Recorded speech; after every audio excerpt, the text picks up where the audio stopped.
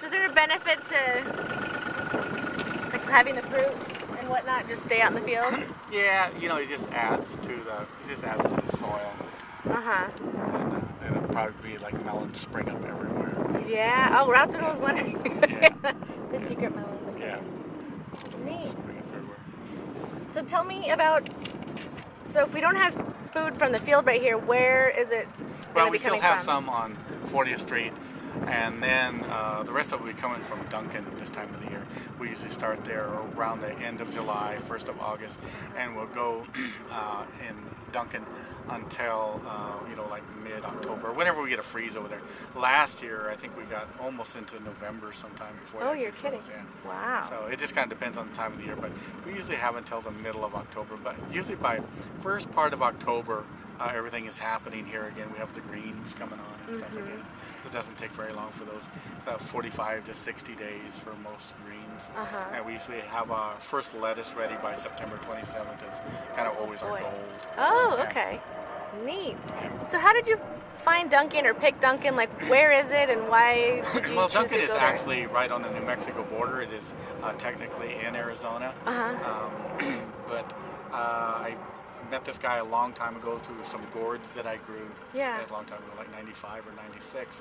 And the guy told me he had a farm over there. So I went to see his farm, and then there was some other farmland available there to purchase and actually grow some stuff on. So did you buy the land though? yeah. Oh, yeah, you did? Small, okay. It was just like a small piece of ground. There's like 8 acres. And then we actually bought 40 acres in New Mexico on the other side, which is like 4 miles from the original farm. Okay. So, and so the 50 acres or so then feeds all the CSA members then to get us until it starts to cool off here. Okay. Neat. Oh, here's the tractor. Who's on the tractor? That's my brother Charles. Brother Charles. And we can go around and get a backside shot of the tractor.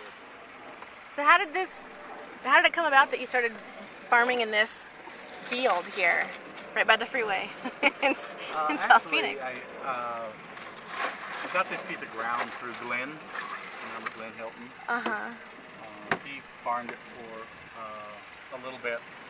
He put Sudan grass in here, but the Sudan weeds kept taking over the Sudan, and he had some problems with it. So we actually started out helping him, and then we ended up taking it over. It was like a little more of a project than he wanted to do. Right.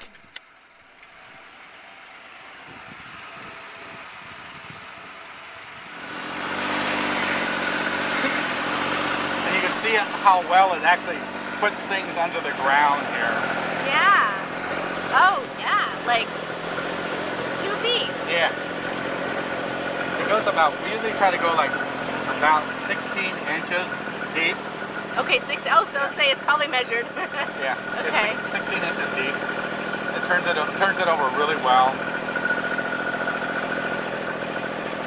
It's a new style plow. What's it called? It's a sort of a moldboard type plow. A what type?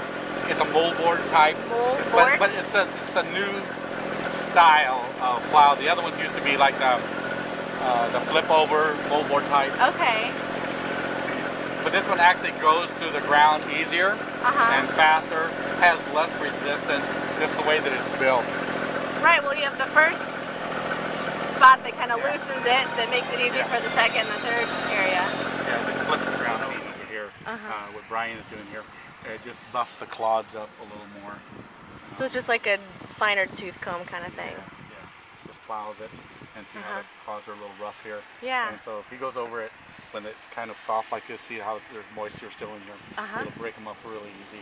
And it's pretty easy for him to go. He's going pretty good speed there. Yeah. And just bust them up. And then we can usually come right behind that. If we don't rototill it, then we'll just go through there and furrow it. And what is rototill and what is furrow? Well, just like a rototiller, like a regular rototiller. It's a big one that goes behind the tractor. Okay. And just busts up the clods. So it does basically the same thing these things are doing, just makes it finer, so it's easier for things to grow. Rotating. Okay. You know what a rototiller is. I don't know. Yeah.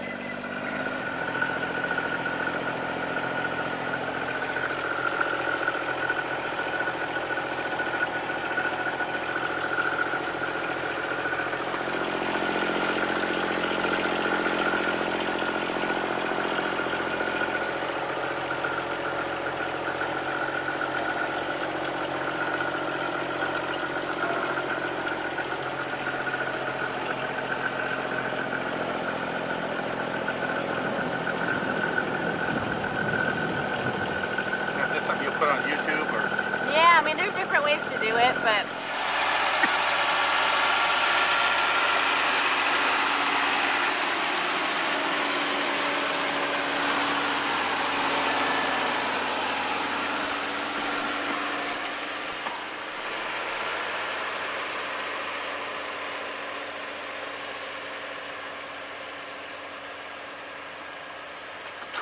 Cool. Thank you for showing me. We'll go over here and see what Brian's doing. Okay.